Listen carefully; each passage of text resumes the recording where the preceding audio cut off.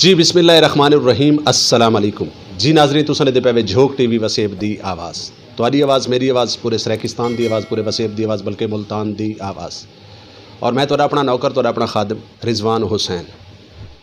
नाजरीन साडे मुआशरे दे विच एक ऐसा शोबा एक ऐसा अहदा एक ऐसा इदारा जिन्हां हमेशा मजलूम दे नाल साथ दिता जिन्हां गरीब दे नाल साथ दिता और अज सारे नाल जिहड़ी शख्सियत मौजूद है इन्हां दे नाल मैं गलबात शुरू करन तो पहले इहो कुछ आखां कि मेरे दिल विच दर्द सराइकी दा मेरे दिल विच दर्द सराइकी दा मेरी हर ताबीर सराइकी दी मैं पुत्र ते वीर सराइकी दा मेरे सिर ते मां दा कर्जा है मैं पीता है खीर सराइकी दा।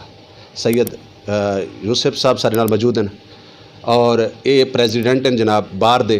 सब तो पहले तो झोक टीवी और झोक टीवी की तमाम टीम इन्हां को मुबारकबाद पेश करेंदी है और सारी ये दुआ है कि अल्लाह रब्बुल इज़्ज़त इन्हां को हमेशा सलामत रखे इन्हां को हक दे उत्ते हमेशा गाल करन दी अल्लाह रब्बुल इज़्ज़त तौफीक देवे।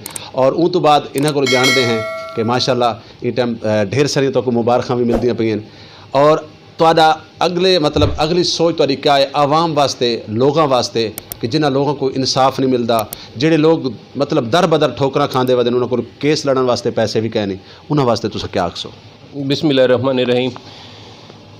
मैं शुक्रिया अदा करना झोक चैनल दा जनाब रिजवान साहब जनाब दा ते बहुत मेहरबानी अज हाज़र थे वे।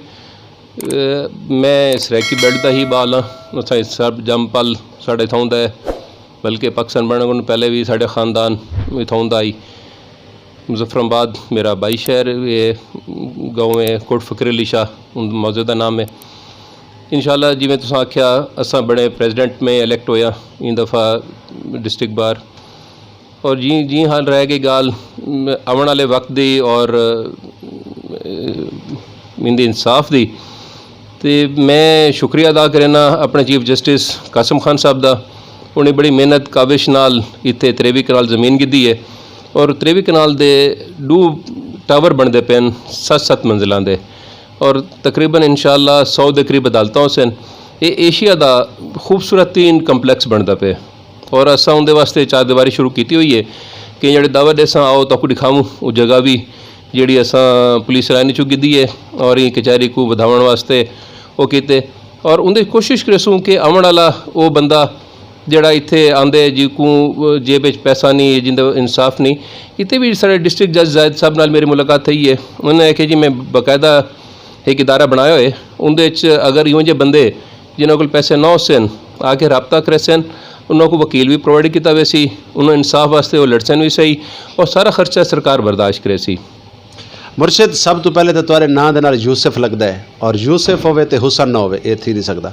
वाल तुसां सैदात घराने तो हो सैदात घराना हर दौर दे मजलूम दे नाल खड़ रही है ये टाइम काला कोट पा के तुसां क्या समझते वे कि जेड़े लोग मैं एक बल्कि मेरी गुजारिश भी है मैं इंदे ते मेरी कोशिश है कि मैं तुहाडे नाल गुफ्तगू करा। अक्सर ऐसा होंदा है कि कोई साहिल आंदा है या कोई वकील करेंदा है तो वकील साहब क्या करेंदे क्योंकि उनका मुकदमा खुद भी घिन गिंदन ते अगली पार्टी नाल भी राबता कर गिंदन ये क्या चक्कर है?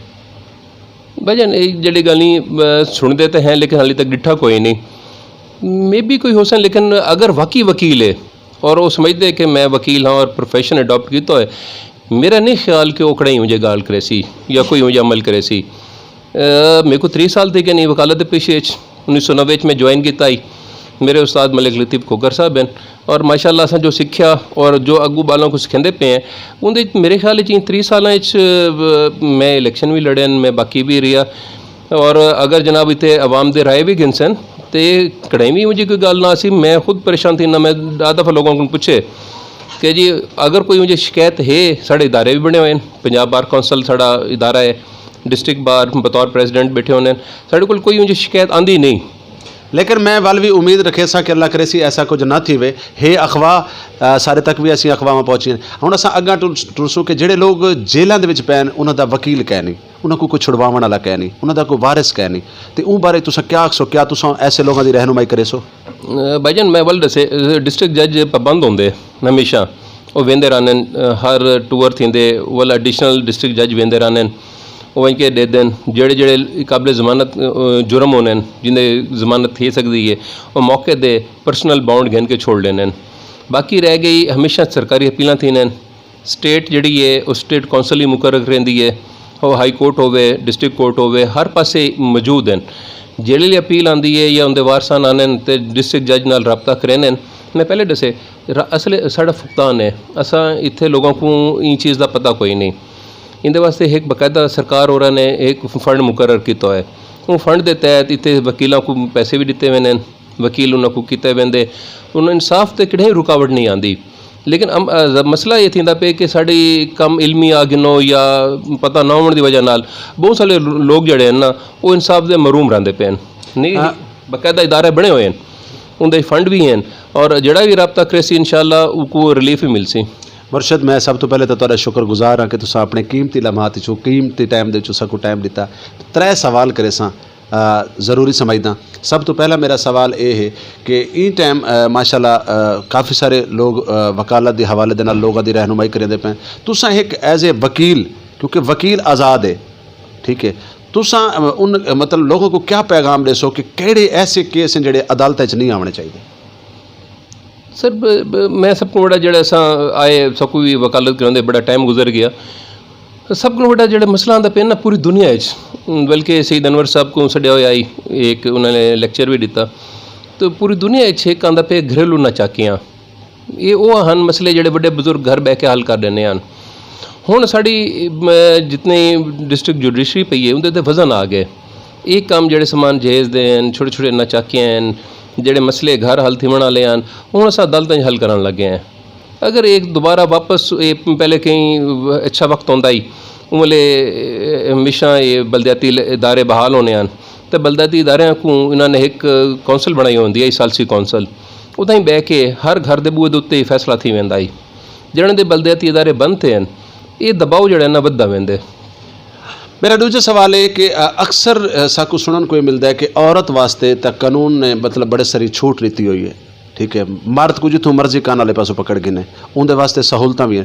तो तुसां क्या समझदे हो कि मर्द को भी ऐसा रिलीफ देना चाहिए? हुण इहदा तो मतलब नहीं कि तुहाडी छोटी जी गल थी तुसां 15 ते कॉल कर दो या तुसां मतलब को जलील करना शुरू कर दो, आखिर तुहाडी एक जिंदगी का हिस्सा गुजरे होंदा है। सर असल दूए पासों आदन ताले नूं हत्थां नाल वजदी है। इंसाफ तो दूहां पासों ही है पिया, मर्दां वास्ते भी है औरतां वास्ते ही है। लेकिन मुआशरे दे इन टाइम सर ज़्यादा तौर साकू औरतों के जोड़े मसाइल हैं यानी औरत ज़्यादा बहदी हुई नज़र आती पई है, क्योंकि उनको पता है कि मेरे वास्ते सहूलतां बहुत ज़्यादा हैं पई। वो जिथा वैसी उनकी सुनवाई भी थी सी भावें झूठी है। मैं पहले तो दसे असें कुरान की रहनुमाई छोड़ दी है। असा चीज़ा मैं पहले तो आखे ये घर के मसले मसाइल हैं छोटे छोटे होने हैं, उनके माँ प्यो बुजुर्ग इलाका बसे पंचायत बनती होंगी आई वो बह के इलाके का कोई भी बुजुर्ग बह के फैसला कर देंगे, लोग मन गिनते हैं। जिड़न दे भी ये चीज़ों को तुसां छोड़ के कानून की हुक्मरानी कुरान मजीद के अहकामात बाकी चीज़ों को छोड़ के जेडे मादा प्रस्ती दौर भजे हो भले इो ही हालात हैं जो तुहाडे सामने जे जना फरमाते पे उनले ला कानूनीयत वधी वैसी घट नहीं थी बनी इन हवाले नाल। सर बहुत शुक्रिया, बहुत मेहरबानी। आखिर दे विच मैं इहो कुछ जान सा कि झोंक टीवी वसेब दी आवाज़ जेड़ा इस टाइम किरदार अदा करेंदा पे सारे नाजरीन को जरा दसे सो। माशाल्लाह मैं बड़ी खुशी थी है मेरे को कि अज एक प्रॉपर सैकी असां भी इत्थे वसेब विच बैठे हैं। असां पाकिस्तानी है लेकिन पहले मैं हमेशा दौना कि अस अपनी धरती के नाल हैं तो अपनी धरती को हर बंदा अपनी ज़ुबान के नाल इश्क करेंदे। मेरे को अपनी मादरी ज़ुबान नाल इश्क है तो मैं शुक्रिया अदा करना कि वाकई प्रॉपर तुसां पहली दफ़ा इन वसेब को इस सराकी ज़ुबान को प्रोमोट करेंदे पे हो। और मैं दुआ गो हाँ कि मैं आप कोशिश हाँ कि जी असां को वसेब सुबह बनाने वास्ते कोई मुझे काविश कर वञूं कि आने वाले वक्त असां याद रह वञूं। तुसां मेरे को मौका दे दिता है गल बई करन दा, सूबा सराकिस्तान बनदा होया नज़र आंदा पे, क्या बन सी? देखो जी कोशिश असल च साढ़े नातफाके हैं इत्थे वल हुआ वेंदे हर त्रीजा बंदा एक नवी पार्टी बना के बैठे थी। जेल्ले असां इकट्ठे थी वञो एक आवाज़ बन के करेने विचों साढ़े डिस्ट्रिक्ट बार ने बड़ा बड़ा रोल प्ले किया ही। उनके अतरसन बुखारी साहब भी हैं, दूसरे दोस्त तबाब भी हैं, अस उनके शामिल आसे अगू वध के लड़े आसे। लेकिन जिले असा मूवमेंट किया वो लोगों के अंदाजे ना गलत फहमियाँ पैदा करते गए उतों बड़े ताकतवर लोगों ने। नतीजा ये निकला वो बूस्ट हुई तहरीक वापस रिवाज कर गए। मेरी अज भी ख्वाहिश है कि ये प्लेटफॉर्म जिते मैं बैठा बतौर डिस्ट्रिक्ट प्रेजिडेंट मुल्तान, मेरी ख्वाहिश है कि जी असा ये सूबा हर हालत च होना चाहिए। नहीं तो आने वाला साढ़े नौजवान उनको ना नौकरी मिलनी है ना उनको कोई इज्जत मिलनी है तो ना ही साढ़े कोई फैसले थेमने। असा तख्त लाहौर दे जेरे साया रासूं तो इो कुछ सी जो थींदा पे। जी बहुत शुक्रिया, बहुत मेहरबानी। अल्लाह पाक तो सलामत रखे। मैं एक दफ़ा वल आखिर दे तुहाडा शुक्रिया अदा करना, तुहाडा थोरायतां तुहाडियां मुहब्बतां दा बेहद शुक्रिया और तुहाकू वल मुबारकबाद पेश करना कि तुहाडे जे इंसाफ परस्त लोगों की साकू ज़रूरत है। और यकीनन मैं ये समझदा कि अल्लाह रब्बुल इज़्ज़त ने तुहाकू जिहड़ा अहदा सौंपा है उन्हें तुहाडे काम को देख के, तुहाडी सोच को देख के, तुहाडी ईमानदारी को देख के तुहाकू ये सब कुछ दिता है। और असां उम्मीद करे सूं कि लोगों को तुहाडे कोलों इंसाफ मिलसी और इंसाफ की तवक्को रखे सूं। जी नाज़रीन, तुसां दे पे झोक टीवी वसेब दी आवाज़ प्रोग्राम वसेब दे रंग, और वसेब दे रंग दे विच जनाब सारे बाहर दी बड़ी खूबसूरत शख्सियत, यकीनन यूसुफ जिहड़ा नाम होंदा ना, यूसुफ दे विच हुसन ज़रूर होंदा है। वो हुसन अल्फाजां दी शक्ल विच होवे, उनके काम की शक्ल दे विच होवे। और यकीनन शाह जी तुहाडे नाल मिल के बड़ी खुशी थी। बहुत शुक्रिया, बहुत मेहरबानी।